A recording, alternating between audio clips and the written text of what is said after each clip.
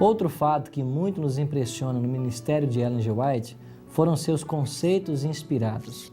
Por exemplo, no livro Parábolas de Jesus, na página 85, nós lemos: cada ato, cada palavra é uma semente que produzirá fruto. Cada ato de meditada bondade, de obediência ou de renúncia, se reproduzirá em outros, e eles ainda em terceiros. Do mesmo modo, cada ato de inveja, malícia ou dissensão é uma semente que brotará em raiz de amargura. O tema que hoje iremos estudar, Ellen G. White, promotora de conceitos inspirados.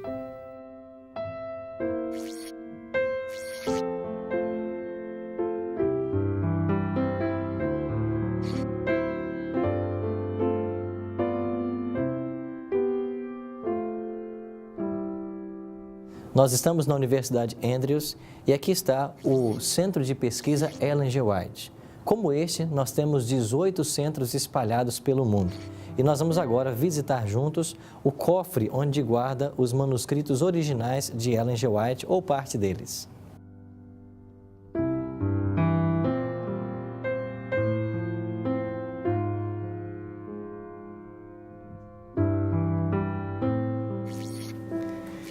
Esses cofres são de acesso restrito e aqui nós podemos ver, em primeira instância, aqui está a biblioteca particular de Ellen White ou parte dos livros que ela estudava.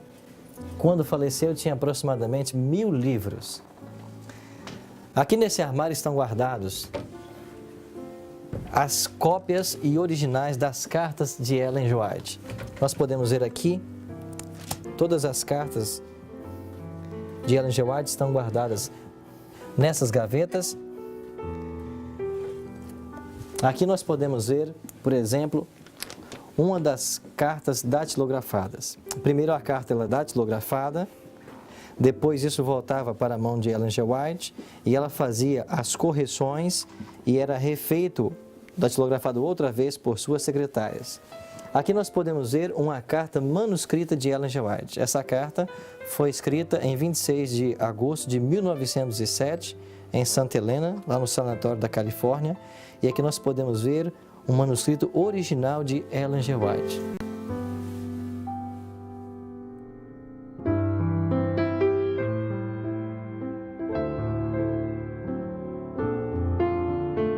Pastor Tim, qual era o conceito que Ellen G. White tinha de Jesus?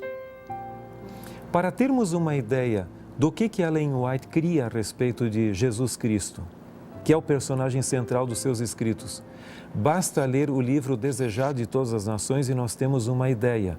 Essa obra foi avaliada por um dos bibliotecários da Biblioteca do Congresso nos Estados Unidos como a melhor biografia já escrita sobre Cristo nos últimos 300 anos. Mas ali nós temos uma ideia clara de Cristo ali. Você vai ver também que os frutos que ela produziu do seu ministério foram muito importantes, foram muito positivos.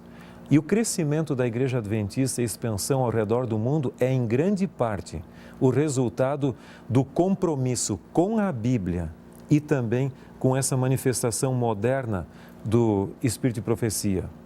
Você vai ver que os conselhos de educação dela são tremendamente atuais. Os sobre a obra médica também.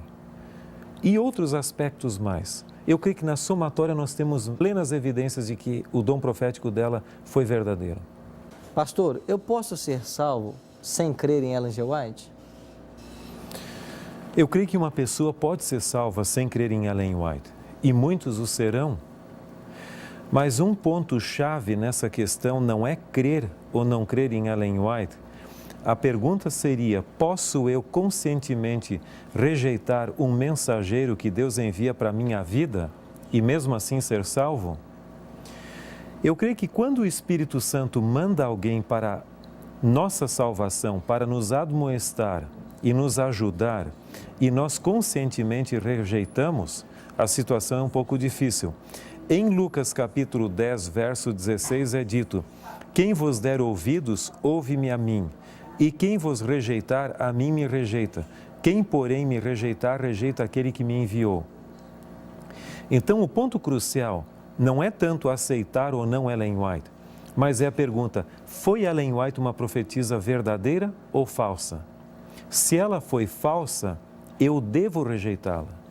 Agora, se ela for verdadeira e eu conscientemente opto por não aceitá-la, eu estou num caminho perigoso. Esse é o ponto crucial. Quem não compreendeu que Ellen White é uma profetisa verdadeira, pode estar escusado, certamente estará. Mas quem teve a oportunidade de compreender e mesmo assim rejeitou, estaria em última instância rejeitando ao Espírito Santo que a colocou no nosso caminho para a nossa salvação. Nós temos várias pessoas que criticam o ministério de Ellen G. White. Inclusive, alguns livros são escritos combatendo Ellen G. White. E uma das acusações que fazem a ela é que ela plagiou certos autores. Como o senhor responderia essa questão de plágio, a acusação de plágio feita a Ellen G. White? Se nós avaliarmos os escritos de Ellen White à luz das leis e direitos autorais de hoje, ela certamente estaria em dificuldade. Mas nós devemos avaliá-la à luz das leis e dos costumes da época em que ela viveu. E com certeza essas leis não eram tão rígidas como são hoje. É interessante que na Bíblia nós temos uma semelhança muito grande entre os livros de Reis e de Crônicas. A pergunta é: quem copiou de quem? Se você pegar os 3 primeiros evangelhos, Mateus, Marcos e Lucas, você vai ver outras grandes porções sendo repetidas num, no outro e no outro, e sem indicação no caso de fonte. Agora, alguém poderia dizer o seguinte: bom, mas aqui está sendo copiados escritos proféticos e não gente de fora. Mas nós temos evidências que boa parte dos ensinos de Cristo também foram ditos correntes de sua época. Alguns colocam nessa categoria, por exemplo, a parábola do rico e do Lázaro.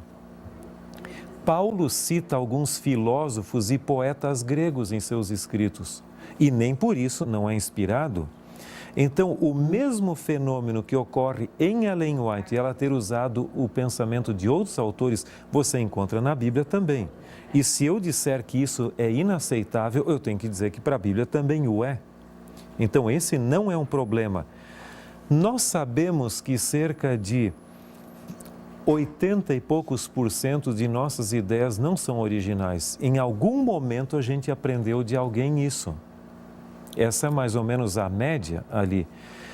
E o dom profético não exige que o profeta seja absolutamente original. Ele pode transmitir ideias que já são conhecidas, até mesmo da história. Então, isso é um critério que nós temos em mente. Agora, um ponto importante é certo que essas perguntas são levantadas, elas são pertinentes, mas eu creio que muitas pessoas se perdem muito com a tecnicalidade das coisas, ou seja, a forma, e esquecem o conteúdo. Por exemplo, eu posso me prender muito ao estudo técnico da Bíblia, da sua forma literária e tudo, e perder de vista a mensagem. Um dos livros mais criticados de Ellen White, nesse sentido, é O Desejar de Todas as Nações. E certa ocasião, uma senhora veio falar comigo a esse respeito, indagando acerca do Desejar de Todas as Nações e a dependência literária. E eu perguntei a ela: você crê que as críticas ao desejado têm lhe fortalecido mais a fé do que o próprio conteúdo do desejado?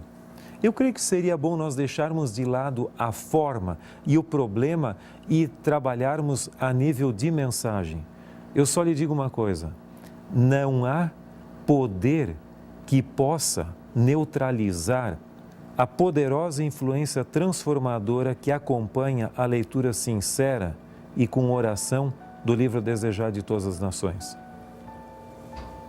Assim nós vemos de que Deus manifestou o dom profético através dessa jovem Ellen Armon, que em 1846 casou-se, tornando-se Ellen G. White. 70 anos de sua vida foram dedicados ao ministério e nesse tempo ajudou no processo do desenvolvimento doutrinário e formativo da Igreja Adventista. Não resta dúvida para nós de que Deus usou essa mulher como sua mensageira no período do fim em que nós estamos vivendo. Por isso, nós devemos buscar, estudar os escritos que ela nos deixou, que é uma luz menor que nos conduz à luz maior, que são conselhos que nos ajudarão a nos preparar melhor para a volta de Jesus. Não quer fazer de você, dos escritos de Ellen G. White, um guia seguro para a sua vida? A minha decisão de hoje é a seguinte: desejo seguir os conselhos de Deus através do ministério profético de Ellen G. White, sabendo que seus escritos são uma luz menor que nos conduz à luz maior, que é a Bíblia Sagrada. Se esta é a sua decisão, ore comigo. Nosso grandioso Deus e Pai que habita nos altos céus, obrigado por esses conselhos maravilhosos deixados por Ellen G. White para todos nós. Que nós possamos buscar o poder dos altos céus para obedecermos a estas orientações e que vivamos à altura da fé que nós professamos. Dai-nos a Tua paz ao nosso coração. Te oramos em nome de Jesus. Amém. Todos nós conhecemos Ellen G. White como profetisa, como mensageira do Senhor. Mas poucos de nós conhecem Ellen G. White mulher, esposa, mãe. Esse precisamente será o nosso próximo tema.